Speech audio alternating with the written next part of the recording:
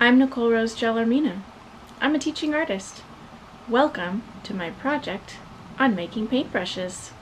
What am I doing? I'm painting. What do you notice about my brushes? They're made out of different things. Some of them are made out of sponges, some are made out of fabric, some are made out of grass or feathers. Brushes can be made out of all kinds of things. What makes a paintbrush is that it is some kind of stick or tool that moves the paint onto the paper. What do you notice about the marks that these paintbrushes are making? Some of them are fat and squishy.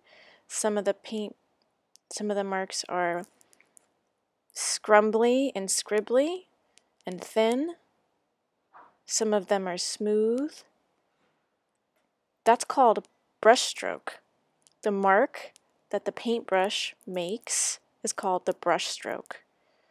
All of these different kinds of paintbrushes make different brush strokes.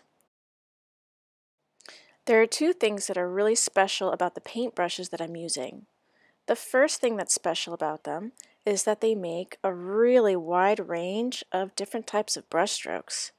The second thing that's really special about these paintbrushes is that I made them myself using ordinary household materials.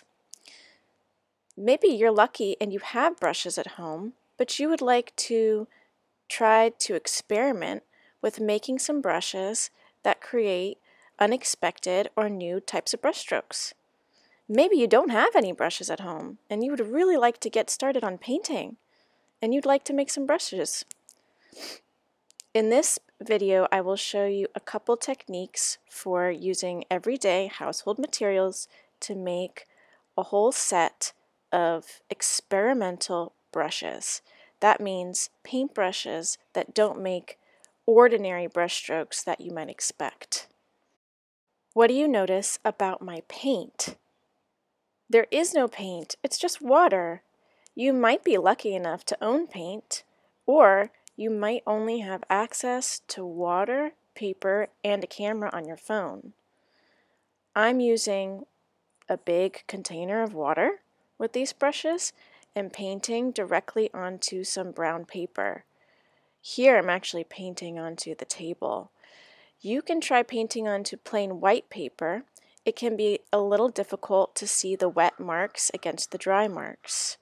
I chose the brown paper in the beginning because darker papers show watermarks more easily. Don't forget to snap a few pictures of your painting before the water dries. You may also have access to other materials at home in which you can use to make your own paint. More links below to find out how that's done. Let's check out these brushes made by Egyptian artists and artisans during ancient times. Humans have been inventing tools to use as paintbrushes for over 1,000,000 years and all over the world. Paintbrushes from ancient times can be difficult to find, but these Egyptian ones are accessible by the British Museum website, and they're pretty amazing. What do you notice about these brushes? They all have hairs or bristles, which are the things that stick out. They are bound together using twine or string or rope, and they all have a long handle. You can click on the link in the notes to learn more about the history of the paintbrush in Egypt. Now let's look at a modern paintbrush. What do you notice about it?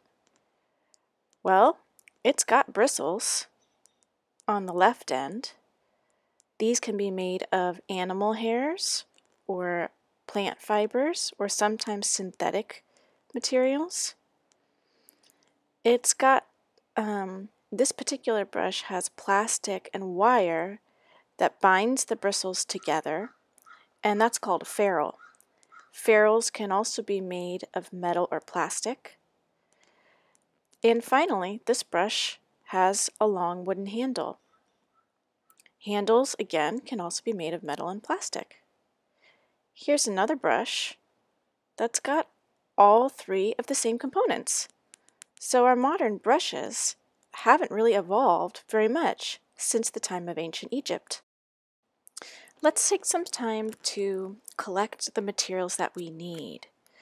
You'll notice I divided the materials list into 3 sections: the bristles, the ferrule, and the handle.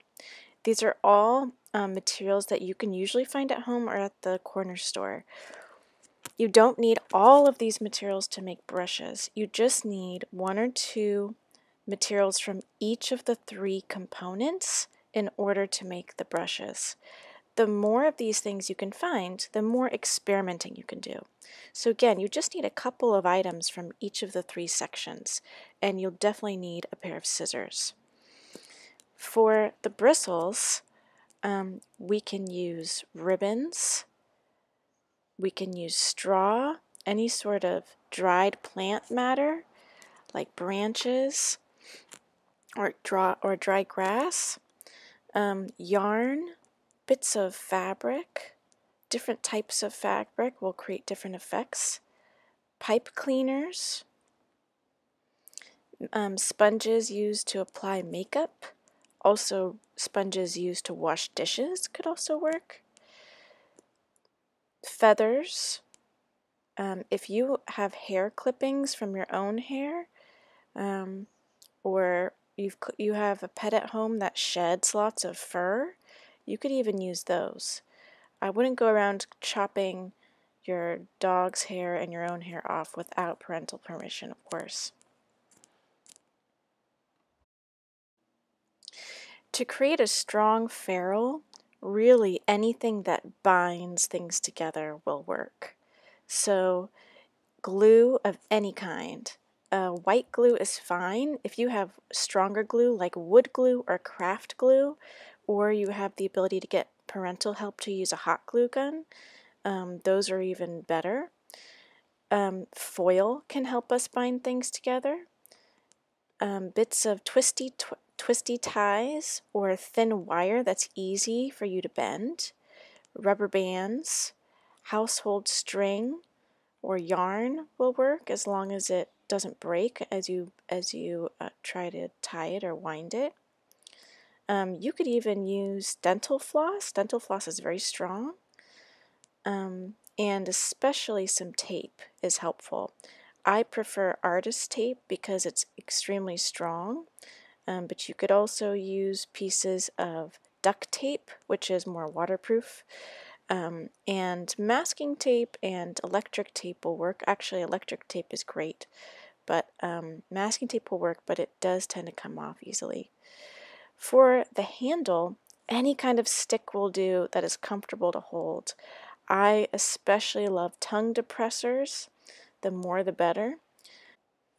Also wooden chopsticks and dried branches that have fallen from trees. If you're using tongue depressors or popsicle sticks, you can wedge one of the chosen bristle materials in between 2 popsicle sticks or 2 tongue depressors. I've wedged a couple of feathers in between 2, and I used glue and the twisty ties to secure both ends of the paintbrush. You can wedge anything in between 2 popsicle sticks almost. You can put pipe cleaners, ribbon, yarn. You can put anything in between the 2. I suggest putting glue in between the 2 popsicle sticks and then again binding them at both ends, either with tape or twisty ties or rubber bands to secure them. If you are using a found stick or a single chopstick, that can be a great way to, you can wrap up a bunch of fabric, or wrap up a bunch of yarn, or string, or moss, or ribbons, and bind those together on one end using a rubber band or string. And all you have to do is stick that single chopstick or that single found stick into one end of the bound side of the bristles that you made. If you have a fresh pair of chopsticks that haven't yet been separated, you can wedge the materials into that pair of chopsticks before breaking them apart. As long as you're ready to experiment, there's really no way to fail when making paintbrushes. This video was made in partnership between myself, Nicole Rose Gellermino, and the Luther Burbank Center for the Arts for their Let's Be Creative video series, which airs every Tuesday at 3:30 p.m.